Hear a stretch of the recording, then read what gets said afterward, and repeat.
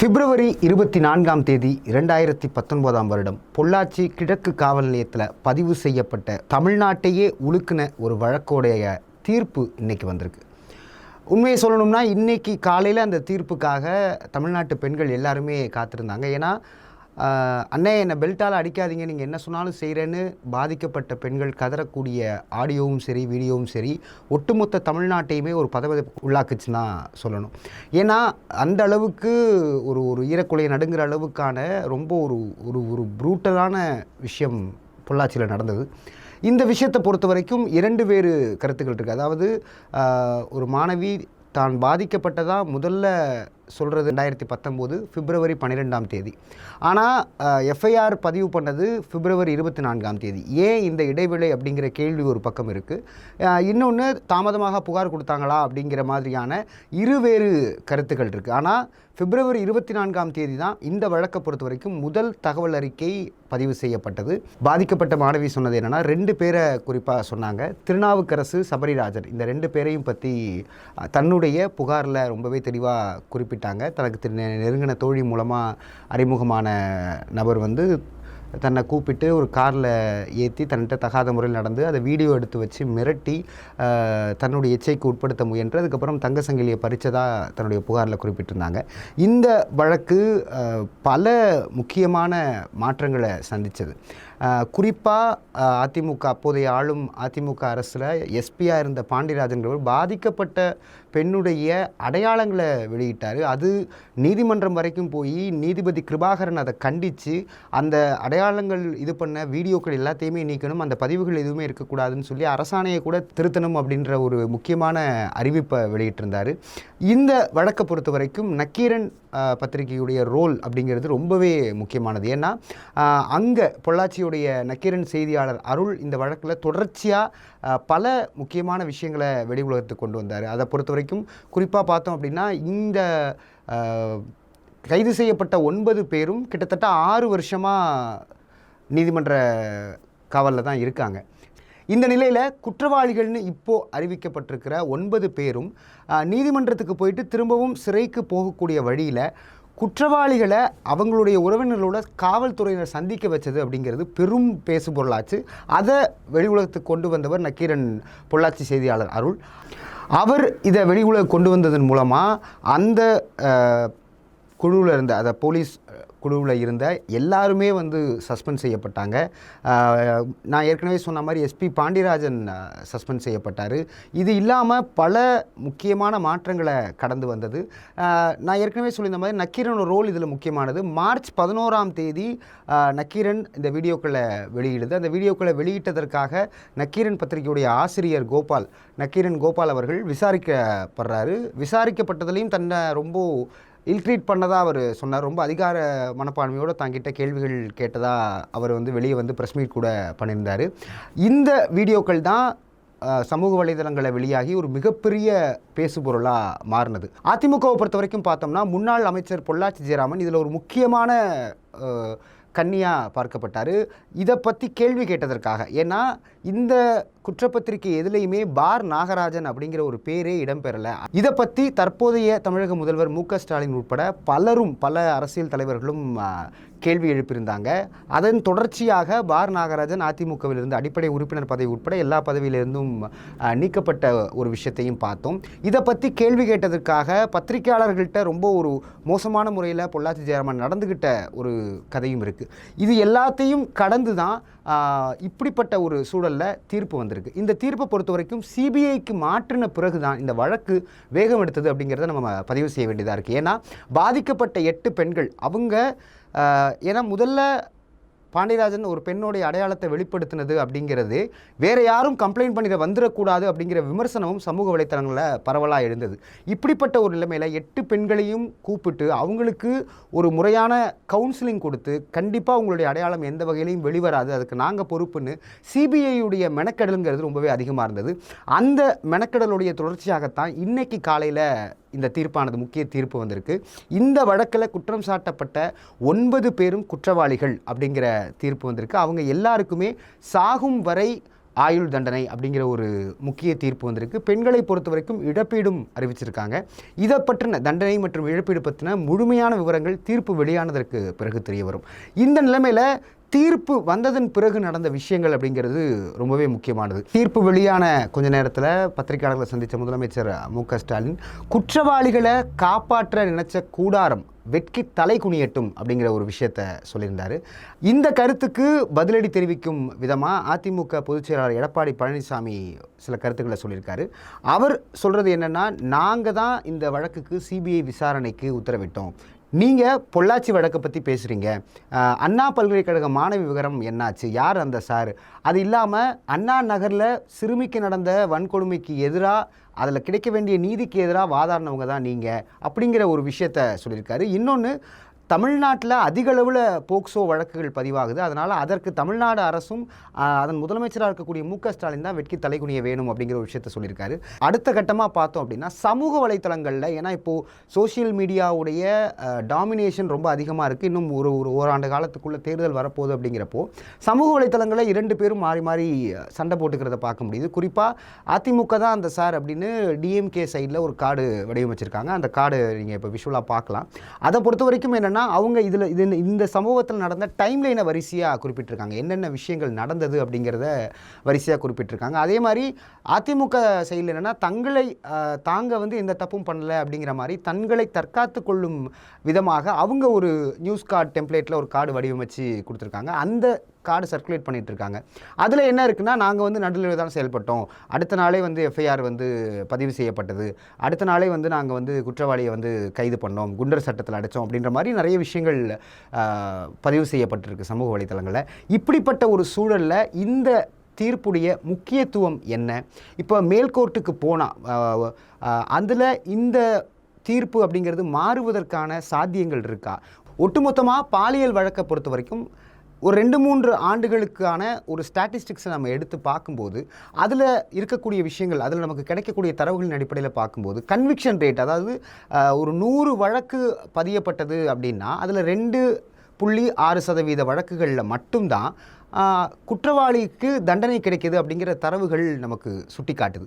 இப்படிப்பட்ட ஒரு சூழலில் இந்த கன்விக்ஷன் ரேட் ஏன் கம்மியாக இருக்குது? அதுவும் குறிப்பாக இந்த ஸ்டாட்டிஸ்டிக்ஸை வச்சு பார்க்கும்போது கடந்த சில ஆண்டுகளாகவே கூட்டு பாலியல் வன்புணர்வுங்கிற ஒரு சம்பவம் அதிகரிச்சிருக்கு. அதே மாதிரி 18 வயதிற்கு கீழ் உள்ளவங்க பாலியல் குற்றங்களில் ஈடுபடுவதும் அதிகரிச்சிருக்கு. இந்த மாதிரி பல்வேறு கோணங்கள் இந்த தீர்ப்பை மையமாக வச்சிருக்கக்கூடிய ஒரு சூழலில் வழக்கறிஞர் நதியாட்ட பேசணும். அவங்க தொடர்ச்சியாக மனித உரிமை சார்ந்தும் பெண்கள் உரிமை சார்ந்தும் பல்வேறு வழக்குகளை கையாளக்கூடியவங்க, அது சம்பந்தமாக பல்வேறு விழிப்புணர்வை ஏற்படுத்தும் வகையில் பேசக்கூடியவங்க, செயல்பட்டு இருக்கக்கூடியவங்க. அவங்க இந்த தீர்ப்பு மையமாக வச்சு எழக்கூடிய கேள்விகளுக்கும் பல்வேறு கோணங்களுக்கும் என்ன பதிலளிச்சிருக்காங்கன்றதை பார்ப்போம். இந்த தீர்ப்பு ஒரு மிக வரவேற்கத்தக்க தீர்ப்பு.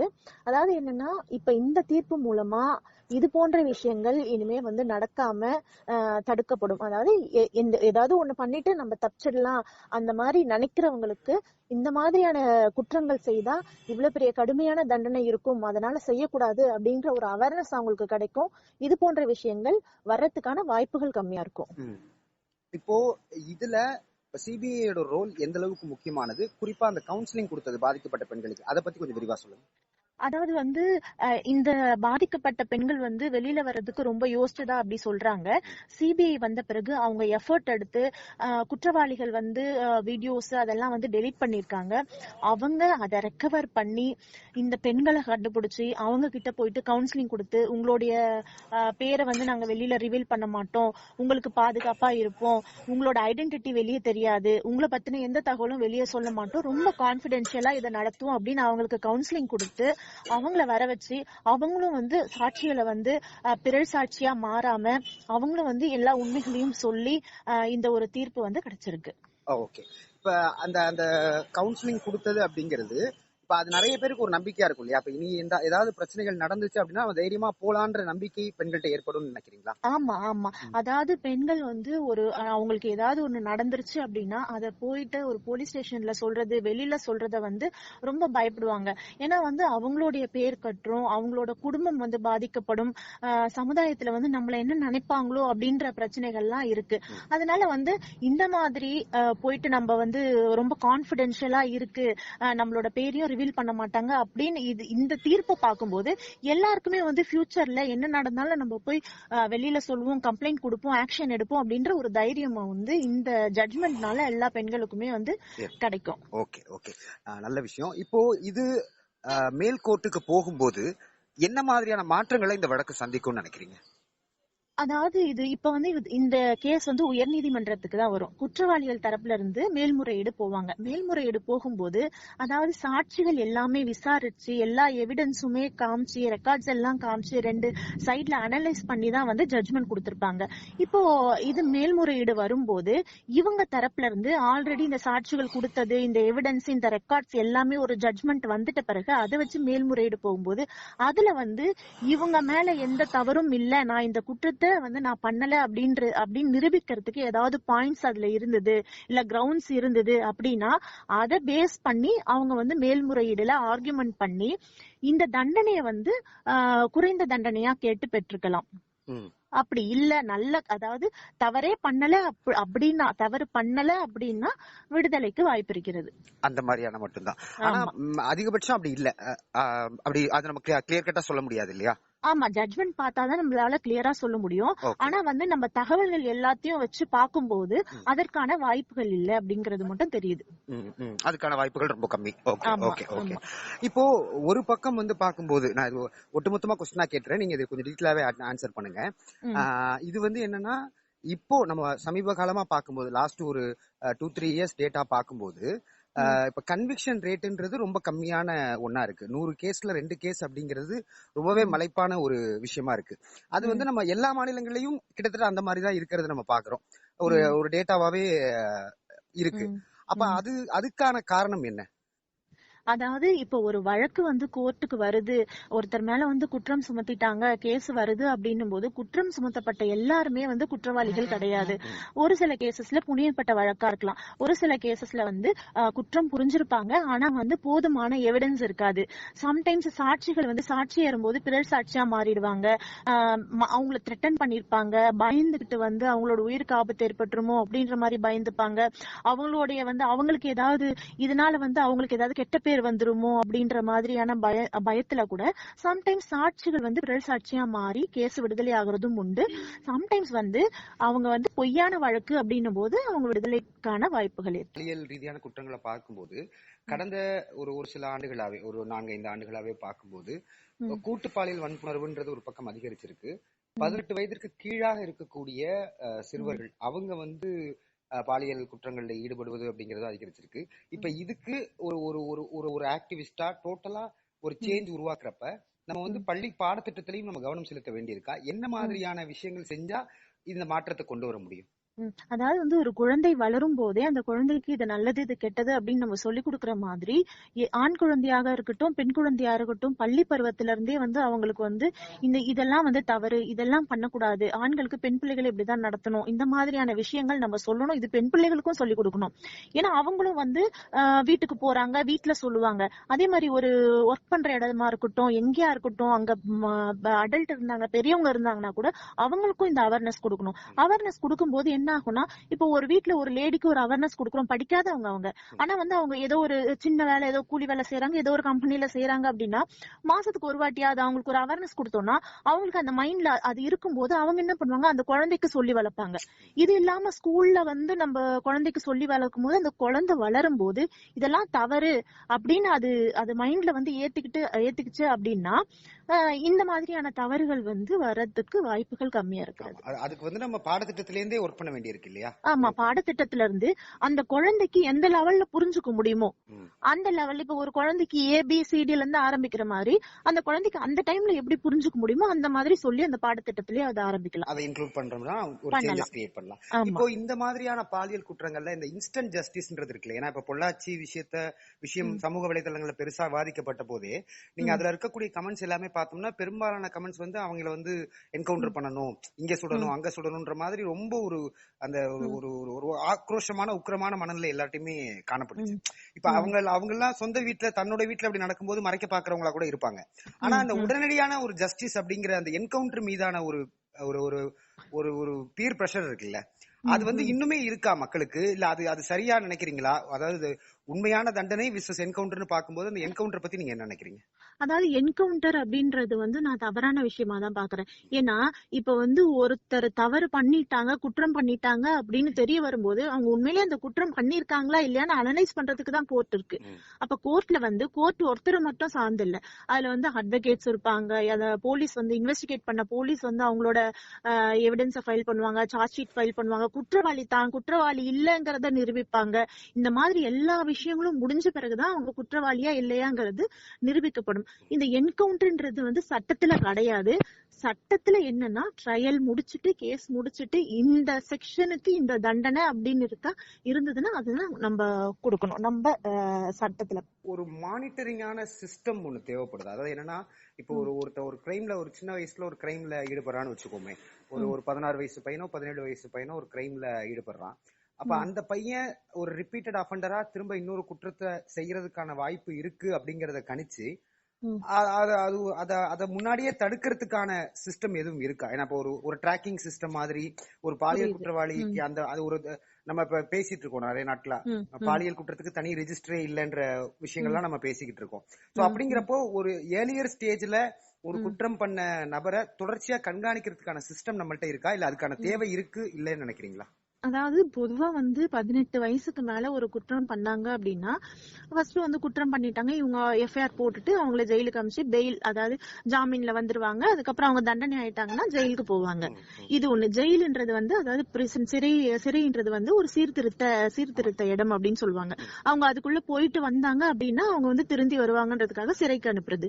சப்போஸ் இப்ப வந்து ஒரு 18 வயசுக்கு கீழே ஒரு தப்பு பண்ணிடுறாங்க அப்படின்னா என்ன பண்ணுவாங்கன்னா ஜுவைனல், அவங்க வந்து குழந்தைகள் அப்படின்னும் போது இப்ப அவங்களுக்கு தண்டனை கொடுத்துட்டா அவங்க ஜெயிலுக்கு அனுப்ப மாட்டாங்க.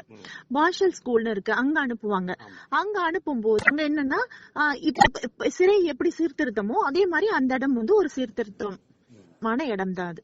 Okay okay okay. சோ அது மூலமா நமக்கு ஒரு சேஞ்சஸ் நடக்கிறதுக்கான இதுதான். அதனால நம்ம அதை பத்தி யோசிக்க வேணாம்னு நினைக்கிறீங்க? அதுல இருந்து மாறி வருவாங்கன்றதுனால அதை பத்தி யோசிக்க வேணாம். ஆமா, ஏன்னா ஒரு 5 வருஷமோ 6 வருஷமோ அவங்க அது உள்ள இருக்கும்போது தானாவே அவங்க திருந்திருவாங்க. ஓகே, நன்றி ரொம்ப நன்றி.